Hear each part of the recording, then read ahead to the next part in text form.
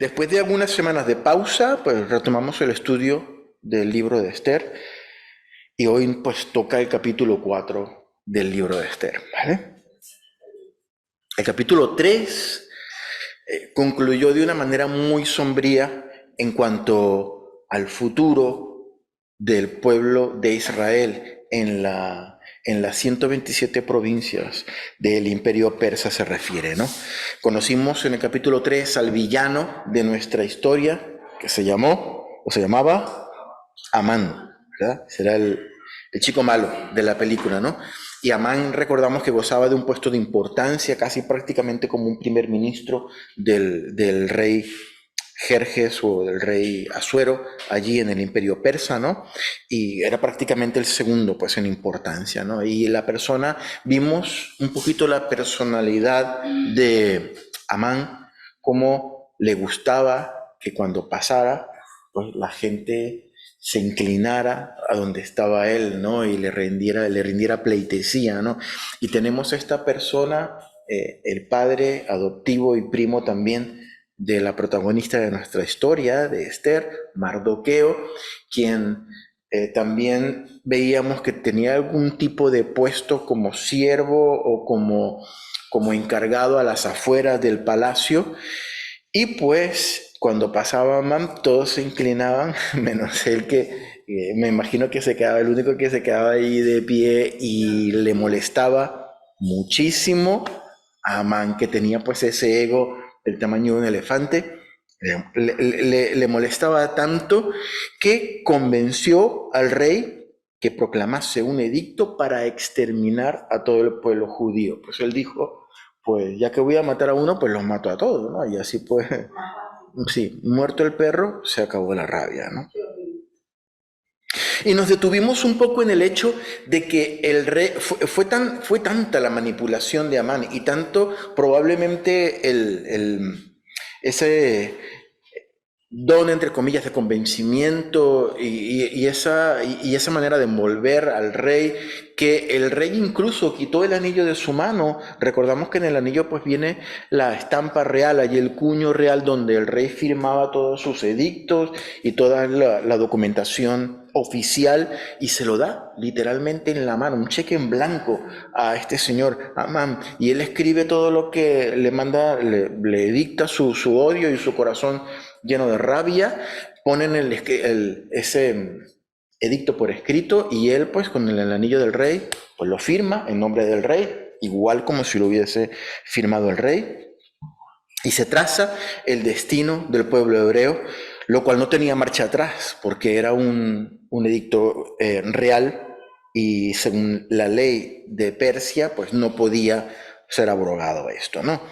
El edicto en cuestión fue traducido a todas las lenguas porque recordemos que el imperio persa abarcaba desde África, pasaba por Grecia, pasaba por Asia Menor, pasaba por Egipto, Etiopía, y pues habían diferentes lenguas. Entonces dice la palabra que fueron enviados mensajeros especiales a todos y cada una de las 127 provincias, traduciendo el edicto, pues y llevándolos a cada una de las partes, ¿no? Y fue un día terrible para todo el pueblo hebreo.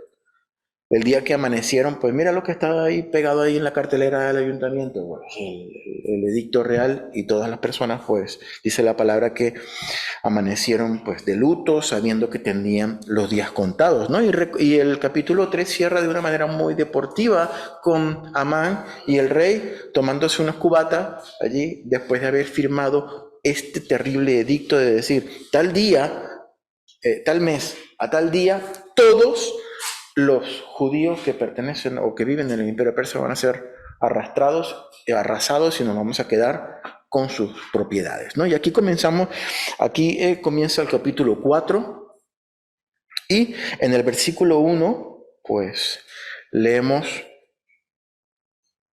la reacción de Mardoqueo. Voy a buscar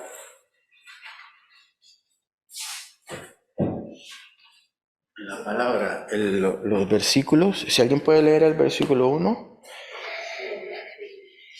Luego que supo Mardoqueo todo lo que se había hecho, rasgó sus vestidos se vistió de cilicio, de ceniza, y se fue por toda la ciudad clamando con grande y amargo clamor. Y se fue por toda la ciudad clamando con grande y amargo clamor. Pues esta es la reacción de Mardoqueo al enterarse de este edicto real, ¿no? Y del decreto del rey. Su reacción, ¿cuál fue lo primero que hizo? Fue rasgarse las vestiduras. Y esto era una manera, un símbolo muy común en el pueblo de Israel para querer decir, pues, duelo, dolor, luto. En realidad no era solo para el pueblo de Israel. Muchos de las naciones pues, del mundo antiguo en esa parte solían tener este gesto cuando les dolía algo. Incluso habían naciones que se arrancaban los pelos así de cuajo, ¿no? Del dolor y del sufrimiento, no solamente las vestiduras, sino eso. Y era un símbolo de duelo, de luto y de dolor, ¿no? Y a continuación dice el versículo 1 que se vistió de cilicio. Vemos en varias partes de las escrituras lo que significa, o vemos también otras personas en las escrituras que se vistieron de cilicio, ¿no? ¿Qué era vestirse de cilicio? Bueno, el cilicio era una especie de peto, no, era una especie de traje, como una especie de chaleco que sí, era como un saco, más o menos, un saco. Era tejido de manera muy burda y rudimentaria con pelos de cabra negra o también pelos de camello. Entonces era muy incómodo de llevar. Entonces cuando tenían ese duelo, pues se rasgaban la ropa, pues la tiraban, quedaban con el torso desnudo y se ponían ese silicio, que era el pelo, era irritaba muchísimo la piel y causaba mucho escozor y mucha piquiña y eso, y pues ahí llevaban la prenda que era símbolo también de dolor, de penitencia, de duelo, y también era un símbolo de arrepentimiento, pues era una costumbre allí que tenía pues el pueblo hebreo. Y también, como decía Álvaro, se ponían ceniza, también se sentaban sobre la ceniza y cogían la ceniza y se la ponían en la cabeza, ¿no? Esa ceniza que queda cuando se queman las cosas, ¿no? Cuando cocinan y se queda la leña, esas, que es invasiva, que es finita, que es ese polvillo que incluso tiñe, ¿no? Y pinta de negro y cuesta muchísimo para quitar, ¿no? Que también era símbolo de duelo y de dolor. Y esa era la demostración de, eh, del dolor de Mardoqueo. Y termina diciendo el versículo 1 que lejos de quedarse llorando en su habitación, Mardoqueo fue por toda la ciudad demostrando el dolor que tenía. Y en Susa, ellos vivían en la capital del imperio persa, ¿no? Dando muestras públicas de dolor, de lo que estaba sintiendo Mardoqueo en ese momento al enterarse de esta noticia tan terrible de que todo su pueblo iba a ser exterminado, incluyendo pues él mismo porque formaba parte pues, del pueblo de Israel. Y alguien que lea por favor el versículo 2. Y vino hasta delante de la puerta del rey, pues no era lícito pasar adentro de la puerta del rey con vestido de civil. No era lícito pasar a través de la puerta del rey con vestido de cilicio, ¿no? Sabemos que Mardoqueo, por lo que leímos en los capítulos anteriores, era conocido en ese medio, pues era probablemente un siervo de cierta importancia que se movía en los alrededores del palacio y pues él probablemente pues llegó y la guardia pues le dijo, tú no puedes pasar vestido así, de esta manera, ¿no? Necesita, qué sé yo, una indumentaria propia para pasar de la puerta, ¿no? Y la Biblia no nos da detalles exactamente de por qué Mardoqueo se acercó allí. Probablemente en su desesperación quería hablar con alguien, quería hablar con Esther, quería hablar con alguien que estuviese más cercano al rey para ver qué se podía hacer, porque era tanto el dolor que él tenía, pues que me imagino que eso era lo que él quería. Y el versículo 3 nos dice, en cada provincia y lugar donde el mandamiento del rey y su decreto llegaba, tenían los judíos gran luto, ayuno, lloro y lamentación. Cilicio y ceniza era la cama de muchos, ¿no? Por todo el imperio, pues se ve que se vendió bien el chalequito, ¿no? Los que fabricaban silicio, pues se hicieron de oro ahí vendiendo chalequitos porque todo el mundo se puso pues esa prenda incómoda y la cama era ceniza, decía, por todo el imperio. Yo imagino a la gente que pasaba pues y mirando a todo el pueblo de esa misma etnia, de los judíos, pues viendo cómo se estaban lamentando y el dolor tan grande pues que tenían, las muestras de dolor y de luto por todo el imperio, ¿no? Versículo 4. Vinieron las doncellas de Esther y sus eunucos y se lo dijeron. Entonces la reina Esther, ¿no?, tuvo gran dolor y envió vestidos para hacer vestir a Mardoqueo y hacerle quitar el cilicio, mas él no los aceptó. A mí lo que me llama la atención del versículo 4 es que nos da a entender que Esther no sabía lo que estaba pasando, ¿no? Porque no dice que, bueno, más adelante pues nos damos cuenta de que es así, ¿no?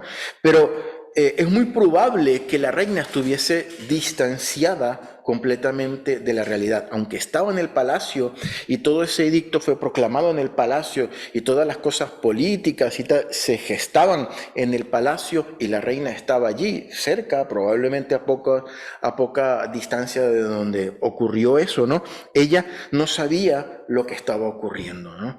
Y seguramente ella como reina, nos imaginamos un poquito cuál era el día a día de ella. Pues ella tenía que pasar las 24 horas del día atendida por las doncellas, por los eunucos, en una constante preparación por si el rey la mandaba a llamar, ¿no? Ella no podía estar un día sin ser atendida, ¿no?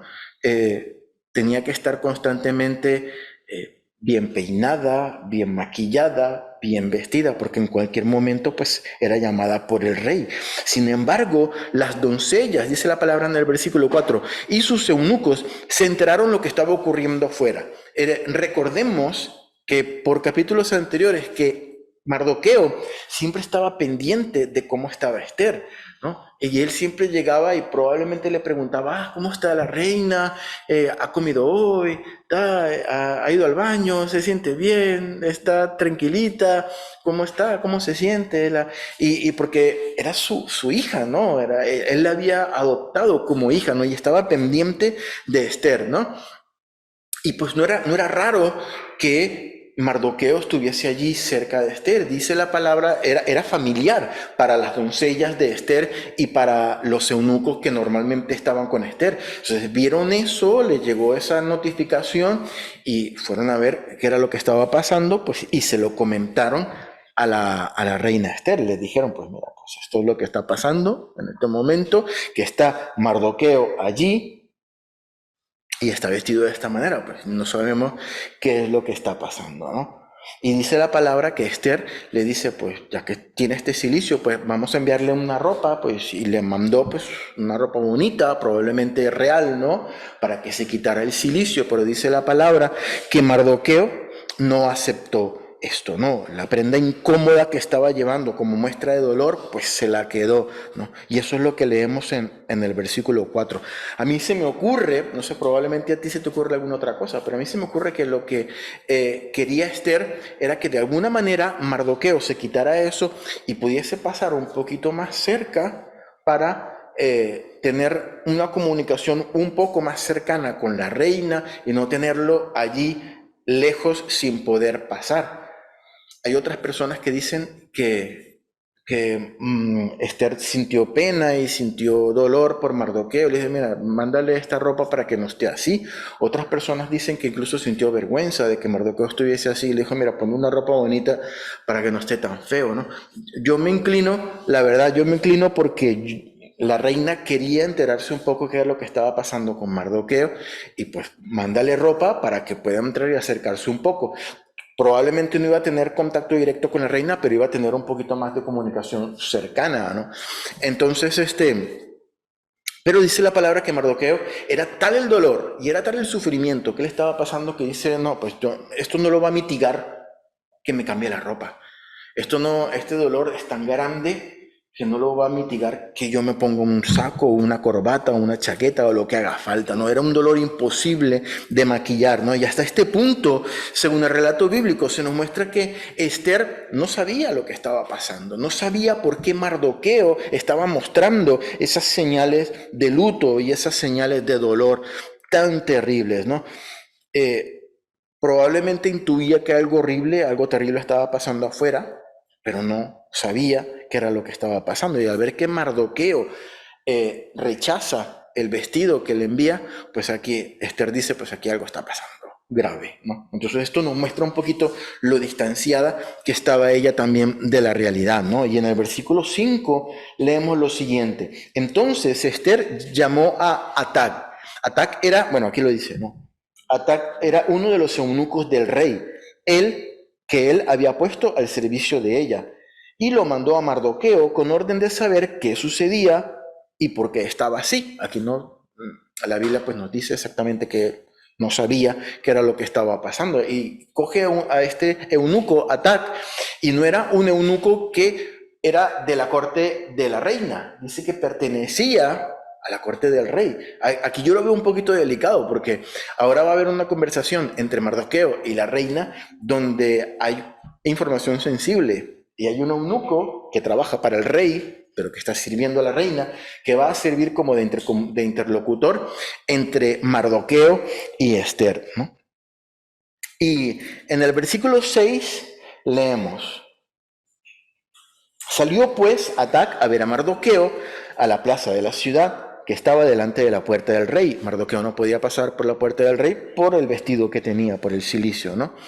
Y Mardoqueo le declaró todo lo que le había acontecido y le dio noticia de la plata que Amán había dicho que pesaría para los tesoros del rey a cambio de la destitución de los judíos. Versículo 8. Le dio también la copia, Mardoqueo tenía una copia física del decreto y se la dio, dice la palabra, le dio una copia del decreto que había sido dado en Susa para que fuesen destruidos, a fin de que se la mostrase a Esther y se lo declarase y le encargara que fuese delante del rey a suplicarle y a interceder delante de él por su pueblo. Vino Atac y contó a Esther las palabras de Mardoqueo. Viene este hombre y le pregunta que manda a decir la reina que qué te pasa. Y le cuenta todo. Esto es lo que pasa. Hay fecha, hay un día, de un mes que ya está estipulado que para todo el pueblo de Israel se ha muerto en la provincia de Persia. Y aquí está el edicto si se lo quieres entregar a la reina para que lo lea directamente. Por eso estoy yo así y por eso estoy yo sufriendo, ¿no? Y en la última parte del versículo 8 vemos cómo Mardoqueo tiene la esperanza de que Esther pueda ser un elemento clave para cambiar el rumbo de los acontecimientos, para poder cambiar la situación. Al fin y al cabo, Mardoqueo conocía a su hija adoptiva, ¿no? Sabía que ella tenía un buen corazón y sabía que ella podía hacer algo al ser la reina, ¿no? Y Mardoqueo sabía que Dios tenía un propósito también con Esther al haberla puesto allí como reina, ¿no? Sabía que probablemente ella era la única persona que podía tocar el corazón del rey. Versículo 10 y 11, vamos a leer. Entonces Esther dijo a Atac que le dijese a Mardoqueo lo siguiente: todos los siervos del rey y el pueblo de las provincias del rey saben que, aquí había un problema, ¿no? Cualquier hombre o mujer que entra en el patio interior para ver al rey sin ser llamado, una sola ley hay respecto a él: ha de morir, salvo aquel a quien el rey extendiere el cetro de oro, el cual vivirá. Y yo no he sido llamada para ver al rey estos 30 días. Este versículo nos ilustra un poco las costumbres que tenían los monarcas del imperio persa en ese tiempo. Nadie podía acercarse al rey si el rey no llamaba a esa persona primero, ¿no? Y esto incluía, por más raro que nos pueda parecer, nuestra sociedad de hoy, incluía también a la reina, ¿no? A su esposa, ¿no? Si el rey no llamaba a la esposa, pues la esposa no podía venir, que recoja los zapatos, que los deja. No podía, porque si no, una sola ley decía la palabra que era la muerte de la persona que venía, a menos que el rey entendiera que la visita era justificada o él tuviese buen ánimo en ese día, pues, y extendía su cetro de oro y decía, pues, en ese momento, pues, le era perdonada la vida. Si el rey no extendía el cetro, sino que se quedaba mirando para el techo, ya los que estaban allí, la guardia real sabía que tenía que coger a esa persona y llevarla a la horca o lo que correspondiera para darle, pues, el justo castigo que representaba violar esa ley. Y eso se lo dice Esther a Mardoqueo como si Mardoqueo no lo supiese. Seguramente lo sabía, ¿no? Y Esther le aclara en la última parte del versículo a Mardoqueo que el rey hacía 30 días que no la llamaba. A mí me parece, yo creo que no es tan fácil interpretar la intención de Esther al decir eso. O sea, ¿qué quería decir Esther? ¿Qué le quería decir a Mardoqueo cuando le dio ese mensaje? Sí, esa es digamos, el contexto de lo que estaba pasando. Pero, ¿cuál era la intención del corazón de Esther a decir? ¿Qué pasaba allí dentro del corazón de Esther? ¿Tenía miedo Esther de presentarse delante del rey porque podría significar la muerte para ella? Si nosotros vemos a Esther desde el punto de vista idílico, de lo de la palabra, y bueno, es la protagonista de nuestra historia, la que va a salvar la situación, porque no sabemos más o menos el final, porque está en la palabra y porque ya han sacado películas y toda la cosa. Si lo vemos así, nos cuesta pensar de que Esther podía haber tenido miedo, pero la verdad es que como persona, yo creo que pudo haber tenido miedo. Y lo vemos un poquito más adelante en lo que le dice, en lo que le responde Mardoqueo a Esther, ¿no? Yo creo que cierto recelo existía por parte de Esther de presentarse delante del rey sin ser llamada, ¿no? Porque estaba diciendo, tengo 30 días que no me llama el rey. Eso puede significar muchas cosas. Puede significar, pues, el rey está ocupado en sus cosas de guerra, en sus asuntos del reino. Simplemente, pues, yo, que soy la esposa, la más bonita del reino, tengo 30 días que el rey no me llama. Pues estará con sus concubinas y con sus cosas, haciendo sus fiestas, que ya vemos que le gustaban las fiestas del rey. Si son una de 6 meses, no le van a gustar las fiestas, ¿no? Y yo creo que tuvo allí Esther ese temor y dice, si tiene 30 días que no me llama, ¿qué voy a llegar yo y decirle, ¿te acuerdas de tu esposa? ¿No? Yo creo que había temor en el corazón de Esther. Y también podría ser que había, en el mejor de los casos, si queremos un poquito darle un poquito más de caché y un poquito más de valentía a Esther, en el mejor de los casos, Esther lo que estaba diciendo era, tiene 30 días que no me llama. Todavía faltan 11 meses, porque era casi 12 meses que habían echado suertes sobre Israel para que llegara el día. Yo creo que en 11 meses me llamará. Cuando me llame, yo voy y tengo la seguridad de que no me va a pasar nada, ¿no?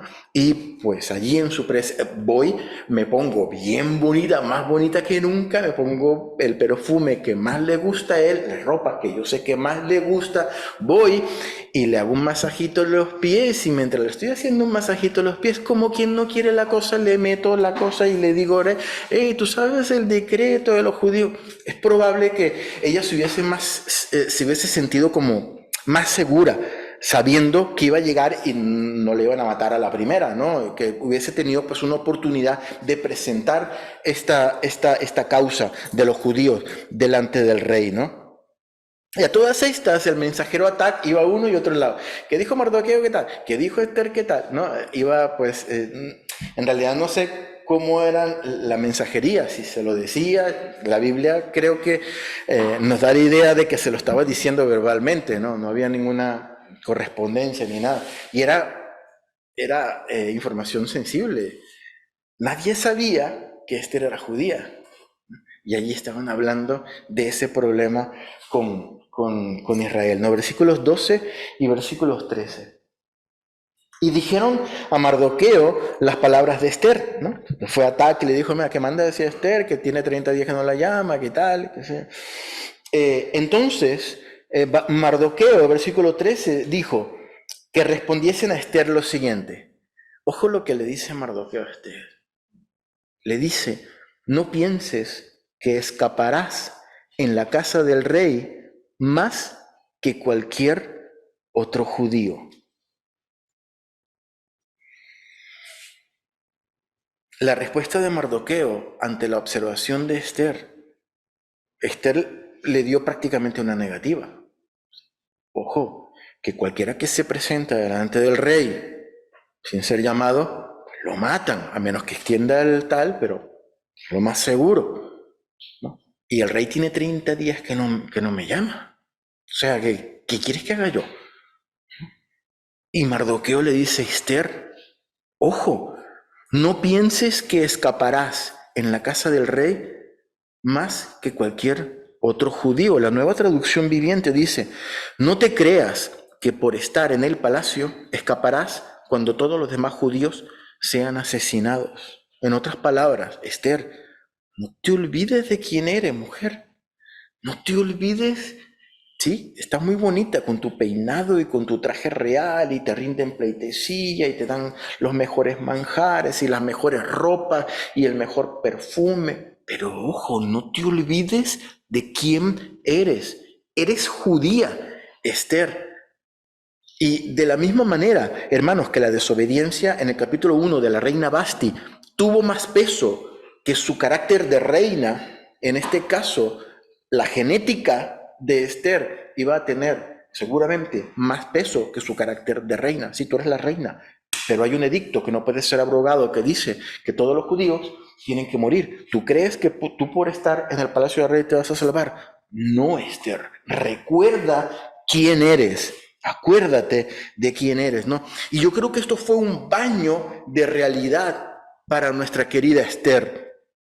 Un baño de realidad de parte de Dios, ¿no? Como reina había estado viviendo una vida de reina, su vida había sido destinada a complacer al rey, ¿no? Y cuando ella no estaba cumpliendo sus deberes de esposa para con el reino, el mismo relato bíblico nos hace pensar que no era tan a menudo, si tenía 30 días que no la llamaba, pues igual la llamaba cada cierto tiempo, ¿no? Y cuando no lo estaba haciendo, ¿no? ¿A qué se dedicaba ella? Pues su vida estaba dedicada pues, a estar preparada las 24 horas del día para el reino, a ponerse las mejores prendas de vestir, a disfrutar de los tratamientos de belleza de último momento para ese tiempo, ¿no? Comer los mejores manjares, disfrutar de los mejores perfumes y en general todas las comodidades que la casa real pues, le podía proporcionar, ¿no? Una rutina que como vemos aquí en la palabra, muy probablemente la abstrajo completamente de la realidad, se la llevó fuera de la realidad. Ella estaba prácticamente recluida y viviendo su vida de lujo y esperando que el rey la llamara de vez en cuando. Y como podemos entender del relato bíblico, en ese mismo palacio se había gestado y declarado la destrucción del pueblo hebreo, ¿no? Y ella ni siquiera se había enterado, ¿no? Y me da la impresión de que esta parte de la vida de Esther, querido hermano, se parece muchísimo a nuestra vida en ciertas ocasiones, ¿no? No porque estemos viviendo pues, en la opulencia, ¿no? Y nos toque y nos sobre el dinero, ¿no? No, exactamente no, por eso no. Ojalá todos pudiésemos vivir así la vida de reyes, ¿no? Pero muchas veces la rutina, nuestro día a día, nuestras ocupaciones de nuestro día, nos absorben tanto que nos distanciamos de la realidad, como le pasó a Esther, de lo que tenemos a nuestro alrededor. No vemos, hermano, muchas veces lo que está pasando. Vemos la televisión y las noticias, pero lo vemos y no las vemos. Y se están gestando cosas tan terribles que están pasando detrás y que están pasando en nuestro mundo, ¿no? Y llegan momentos en que nos dedicamos a vivir nuestra vida. Sí, no venimos a la iglesia los domingos, cuando venimos, oramos de vez en cuando, ¿no? Señor, gracias por estos alimentos, cuando oramos por la comida, oramos de vez en cuando hacemos nuestro devocional, de vez en cuando cogemos la palabra y leemos algún versículo, ¿no? Y pues esa es nuestra vida de creyente, pero como en el caso de Esther, que no daba muestras de ser judía, muchas veces nosotros no damos muestras de ser creyentes, de ser cristianos, y la realidad se nos pasa por un lado, y nos quedamos en nuestra rutina, en nuestra vida. A mí me pasa, yo cuando leía esto, yo me estaba dando cuenta que pasan días, y a veces pues sé a qué hora me tengo que levantar, sé a qué hora tengo que orar, si es que dedico ese tiempo para la oración, sé a qué hora tengo que leer la palabra, pero más que todo, sé a qué hora tengo que ir a trabajar, sé a qué hora tengo que volver, comer, todo lo que tengo que tener previsto cuando llegue, ayudar a las niñas en el colegio, todo eso, y ahí se me va, y ahí se me va. Y muchas cosas que están pasando por detrás. Hay gente en nuestra familia que necesita escuchar la palabra del Señor, y por allí se nos va la vida abstracto en nuestra vida, como le pasaba a Esther, ¿no? A Esther pues se le fue la vida allí preparándose para el rey, y se estaba gestando un genocidio que le iba a salpicar a ella también. Ella también iba a llegar un momento que iba a morir, porque aunque no se sabía que ella era judío, pues, tarde o temprano se iba a enterar la gente y a ella también le iba a caer pues ese decreto. Y llegan momentos de inflexión, hermanos, en nuestra vida, en donde nos vemos entre la espada y la pared. A Esther le pasó eso, ¿no? Donde Dios nos lleva no solamente hacer que nuestra identidad como creyente brille delante de las otras personas, sino hacer parte de la realidad que estamos viviendo nosotros, ¿no? A entender que hay un mundo que necesita conocer al Señor, que tenemos familia cercana que necesita conocer al Señor, que tenemos compañeros de trabajo, compañeros de estudio que necesitan conocer al Señor, que hay situaciones en el mundo que requiere que la iglesia y que nosotros como creyentes levantemos la voz y digamos, esto es lo que agrada a Dios y esto es lo que no agrada a Dios, que la voz de los creyentes se levante, pero se nos va la vida también en nuestras propias ocupaciones y dejamos que todo pase y no nos enteramos, hermanos, que podamos reflexionar en lo que el Señor nos está mostrando aquí en este episodio de la vida de Esther. Y Dios puso a Esther en una situación en donde no podía ir ni para adelante ni para atrás. En un sentido, Mardoqueo le quiso decir, yo entiendo, Esther, que sí, que hay posibilidades de que tú cuando vayas delante del rey y le exponga, nada más con el hecho de presentarte, sin ser llamada, mueras. Yo entiendo que esa posibilidad existe porque la ley la conozco, ¿no? Pero date cuenta, Esther, que de todas formas la sentencia está sobre tu cabeza, Esther. Y despierta, ¿no? Y el versículo 14 es absolutamente maravilloso para mí. Dice el versículo 14, aquí en el versículo 14, Mardoqueo sigue hablando las palabras que le manda a decir a Esther con el eunuco, y le dice lo siguiente: porque si callas, Esther, porque si callas absolutamente en este tiempo, respiro y liberación vendrá de alguna parte para los judíos, mas tú y la casa de tu padre pereceréis. Y quién sabe si para esta hora has llegado al reino. El mensaje fue muy duro para Esther, y se lo estaba diciendo su padre adoptivo, la persona que más amaba seguramente a Esther. Y mira lo que le dice: sí, Esther, tú eres un instrumento de Dios que Dios puede usar para librar al pueblo judío. Sí, yo creo que tú estás allí en una posición clave y Dios te puede usar como instrumento, pero si te callas, Esther, pero si tú guardas silencio, si no te arriesgas y vas delante del rey, abrazas tus raíces como judía, porque tenía que decírselo al rey, e intercedes por tu pueblo delante del rey. Alivio, dice Mardoqueo, alivio para los judíos y su liberación vendrán de otra parte.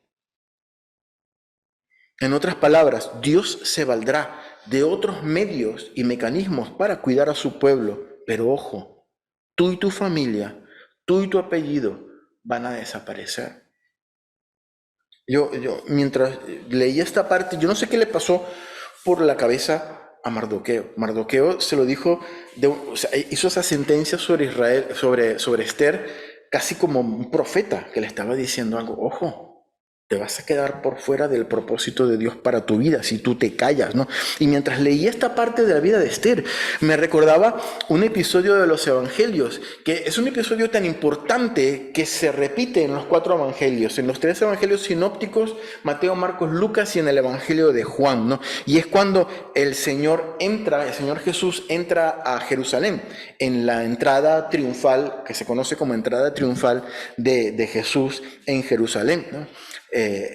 Montado encima de un burrito, ¿no? De un pollino, ¿no? Y mientras Jesús entraba, esto lo podemos ver en un cuadro lleno de contrastes, ¿no? Porque aquí estamos hablando del rey de Israel, del Mesías prometido, pero que estaba entrando, ¿no? En Jerusalén y estaba siendo aclamado por la multitud, pero sin la comitiva oficial que le corresponde al rey de Israel. Sin traje de diseño, sin un coche blindado con las motos y las banderitas de Israel ahí alrededor, sin escolta, sin guardaespaldas, montado en un burrito. Y dice la palabra que mientras la gente lo clamaba como Mesías, en este pasaje de la palabra, que esto puso muy incómodo a los fariseos. Y le dijeron a Jesús, maestro, di que estos se callen, porque te están aclamando como Mesías. Para nosotros está bien si la gente te hace una fiesta porque tú eres un profeta o porque está contento porque estés con ellos, pero que te pinten de Mesías y te aclamen como el Mesías, no. Di que se callen. ¿Y qué le responde Jesús? Si se callan estos, las piedras van a hablar. Como dice Valeria. Muy bien, Valeria. Las piedras van a hablar.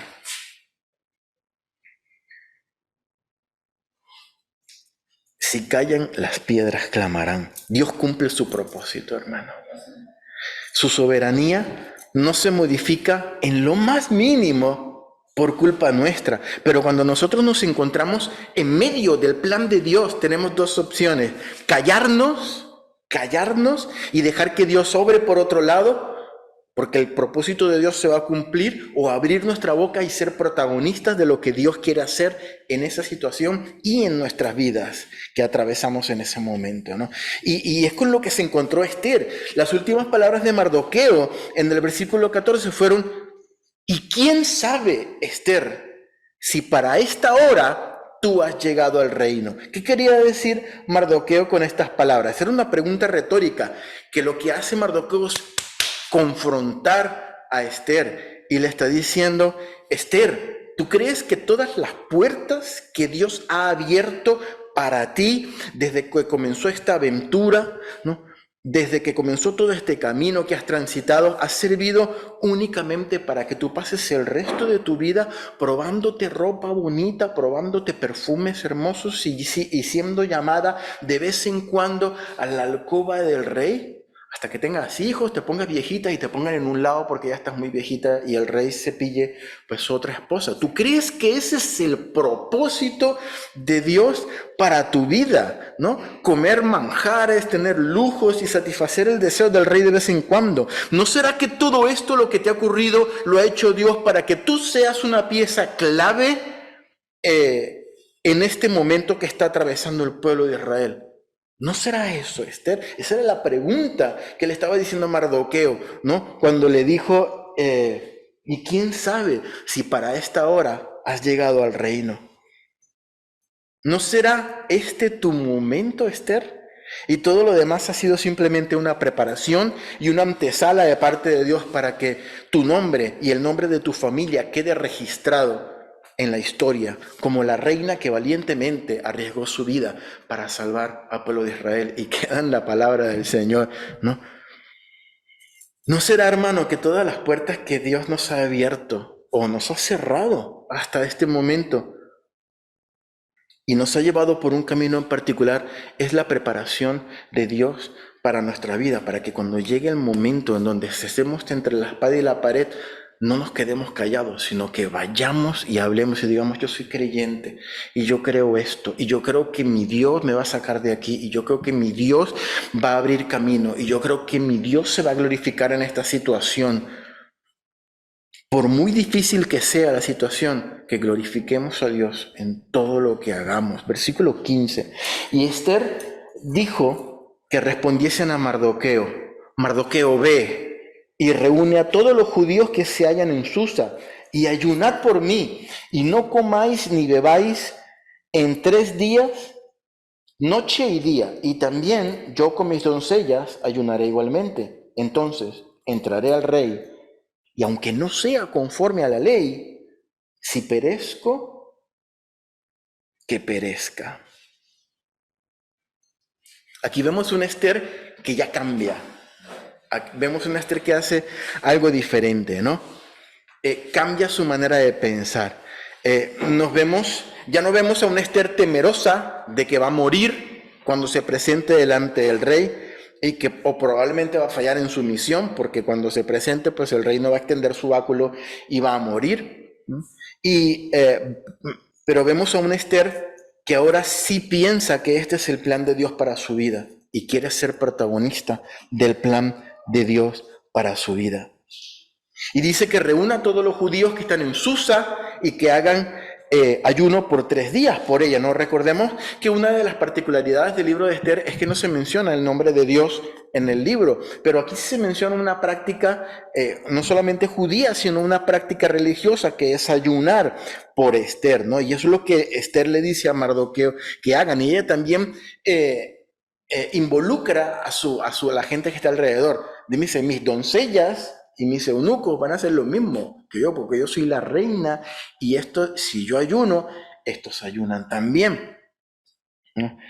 Y dice que cuando termine el ayuno, al final de los 3 días, voy a ver al rey, y aunque esto no sea de acuerdo con la ley, ¿no? Voy a hacerlo, ¿no? Aunque el rey no me haya llamado. Y a mí me gusta el hecho de que ella no solamente ayunó a ella, sino que mandó a los que estaban alrededor a ayunar también, ¿no? Y otra cosa que yo me pongo a veces en el lugar de Esther y yo digo, qué hubiese hecho yo? ¿Qué le hubiese dicho yo a Mardoqueo? Yo creo, es que yo creo, yo me conozco, y yo creo que yo hubiese dicho, Mardoqueo, vamos a orar para que por 3 días, para que al cabo de los 3 días, el rey me llame, ¿no? Y como el rey me va a llamar, entonces yo voy con toda con todo el derecho, ¿no?, de presentarme delante del rey, voy descansadito y tranquilo, como el rey me ha llamado, y pues le expongo pues la situación.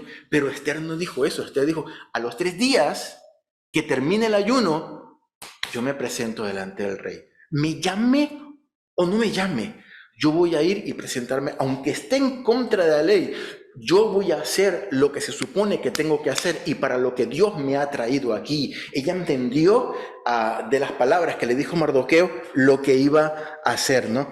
Y aunque no sea lo que este sistema, este mundo dicte, aunque no sea la opinión más popular, aunque no sea lo políticamente más correcto, aunque me vayan a crucificar, aunque signifique mi muerte, yo lo hago porque es lo que Dios me preparó en todo este tiempo para hacer y para lo que Dios me puso aquí. Punto. Eso fue lo que entendió Esther, y que podamos aprender nosotros de esta actitud de esta mujer. Y al final del versículo 16 dice estas palabras maravillosas que resuenan todavía como un eco, ¿no?, en las Escrituras, como una de las frases más famosas de la palabra del Señor y del Antiguo Testamento.